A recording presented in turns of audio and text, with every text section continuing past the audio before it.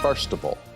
The sixth priority group beginning to be called forward for their COVID vaccine. That includes people aged 16 to 65 who are considered to be at risk. Now, these are people with conditions like heart problems, liver or kidney disease and dementia. It also includes people who have a body mass index of 40 and above. And that's where, for some people, it gets confusing. So we've got Dr. Zoe here to explain BMI, what it should be, what's the dangerous level, how do you gauge it, how do you know if your BMI is too high? Yeah, so we know that people who have a high BMI that puts them into the range where it's obesity, they have an increased risk if they get COVID-19. So people who have a BMI above 35 are at 40% increased risk of dying if they get COVID. People with a BMI above 40, what we call severe obesity, up to 90% increased risk of dying. 90, wow. So it's really important that people who are in that category, who are now eligible in Group 6 to get a vaccine, have their vaccine. However, with all those other health conditions that you just spoke about, the chances are your GP records will know if you have diabetes or if you have dementia or if you have a kidney problem.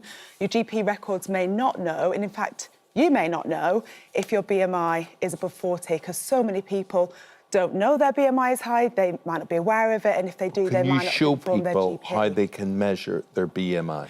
Yes, so BMI, body mass index, is a comparison of your height and your weight. So you need to know your height and weight, really, to do it accurately. And if you do know those two things, you can go on the NHS website and use the BMI calculator. But for people who are watching right now who think, I'm not sure, as a quick guide, as a sort of a bit of a screening test, every household has a bit of string. So simply with a bit of string, what you can do is make sure it's a long piece of string, stand on it, and do a rough measure of your height. And then make sure you pick it up, hold it there, make sure you pick it up from the tip of the toe, fold it in half, and then see if that will wrap around the widest part of your tummy. Your wide is quite wide at the moment, isn't it? Yeah, I've got a bit of an excuse at the moment because I'm pregnant. So it's probably not the best test for you. So if this will meet, then the chances that you have obesity are lower. But if it doesn't, if it's only sort of coming to here, then it's definitely worth getting some scales, checking your weight, checking your height to see if you do have an elevated string, BMI. Do your height, fold it in half, and if it doesn't meet in the middle, you're in trouble. You may be at risk. You may be in trouble. Yeah. Now, why are you in trouble? Because it's one thing saying, oh, well, then you're overweight, but it's not just about being overweight because there's lots of issues. But by and large, if you've got a high BMI, what could be going wrong inside you? Yeah, so BMI is not a perfect measure, it's a screening test. Ideally, if we could put everyone through an MRI scanner and see where the fat is on their body, it would give us a better indicator of health. But as a screening test, it's helpful because the majority of people who have a high BMI are carrying excess body fat in the dangerous areas, which is inside and around the organs. And if you're carrying excess body fat in the liver, in the kidneys, in the heart, it affects the ability of those organs to function properly. If you have a BMI above 40, so severe obesity, it impacts on your lung capacity. So if you get COVID, that's obvious why that would be a problem. But it also affects your metabolism. So having this fat in and around the organs, what we call visceral fat, it's not just sat there doing nothing. It's like an organ itself. It produces chemicals. It produces inflammatory chemicals. And that means if you do get an infective process like COVID-19, then your body reacts slightly differently and puts you at higher risk. Can you get rid of that fat? I mean, I can understand fat around your liver and around your heart and whatever, and you think, well, once it's there, it's there.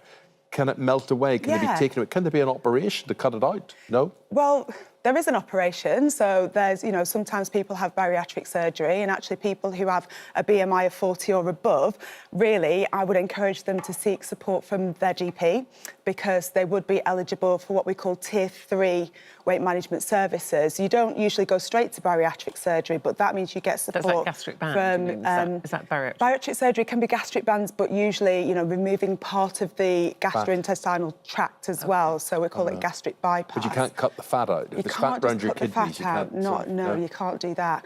But people who have a BMI 40 plus, you know, please do get support from your NHS. In fact, where I work in South East London, in Southwark, in our borough at the moment, Tier 2 weight management services, which are for people with a BMI of 30 plus, there's no waiting list. So if you're a patient in Southwark, please get your GP to refer you. Weight loss is not the right answer for everybody as well. There are many other factors when it comes to You're All About Health. Your BMI does not tell you how active you are, how much fruit and veg you eat, how stressed you are, what your sleep's like, what your relationship's like. Could somebody then who doesn't look or appear overweight, could they still have a high BMI? Yes, because, you know, what we know is roughly a third of adults in this country have what we would call a healthy BMI. A third have a BMI that's in the overweight range, and a third have a BMI that's in the obese range. So obesity's become quite normal. To see somebody with obesity is normal. So therefore, often in the media, when we see images of obesity, we see the very extreme end, and that's what we think obesity is. Whereas actually, you know, a third of people are living with obesity. It's not unusual.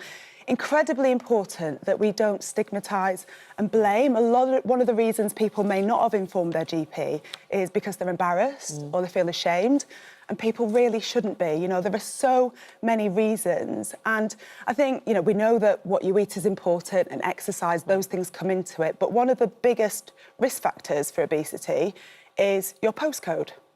It's where you live. So health inequalities, social inequalities, deprivation, and we see in children, you know, we're much less likely to blame children.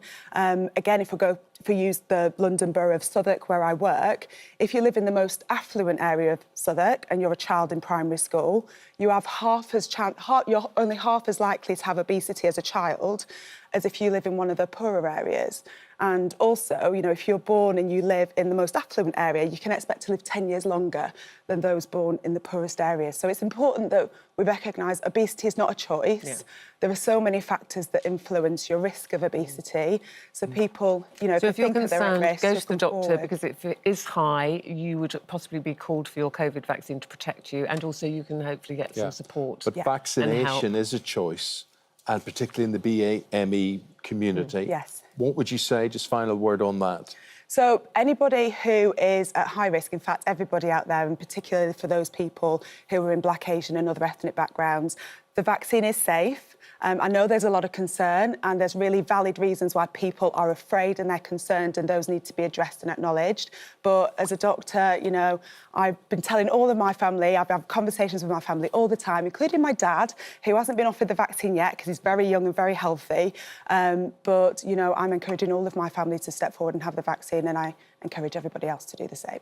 Doctor, thank you very much. Thank you, Zoe. Appreciate it. Good to see you.